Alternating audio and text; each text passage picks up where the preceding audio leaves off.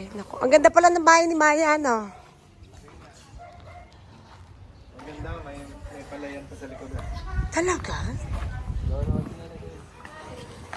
Bawal ka sinelas?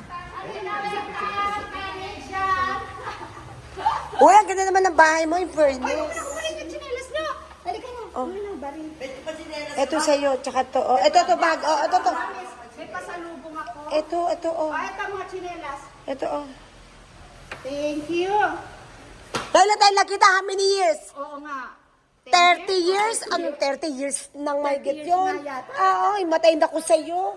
Ayan po si Donya Amalia na, oo, 30 years siguro.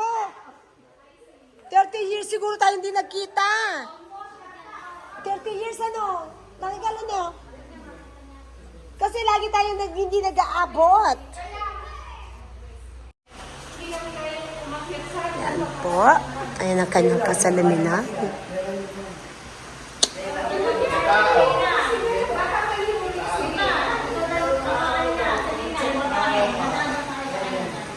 Ha?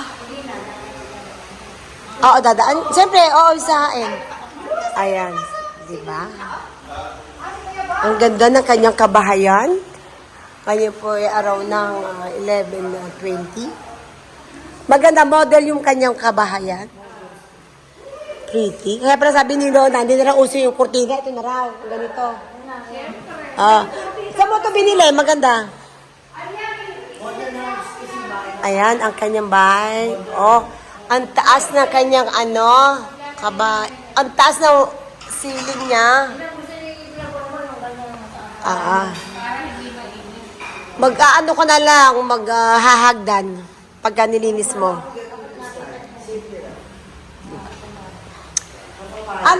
At least, worth naman yung bahay mo, maganda, oh, di ba? Wow, sosyal. Pwede bang pasilip? Ang ganda na. Ay, halika tingnan niya room niya, Pretty po ang kanyang room. Para ka lang naman nasa hotel, ha? Parang nasa hotel. Nasa yung sweetheart mo? Ganda. Ayan po si Don.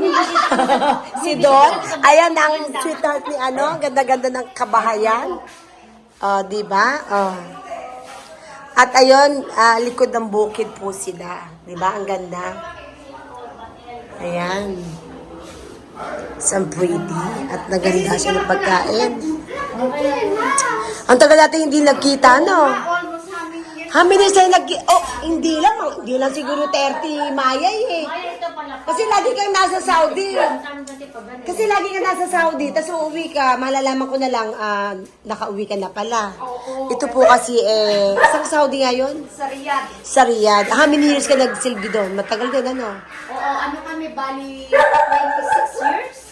See, 26 years. Kaya nga 30 years siguro tayo hindi nagkita.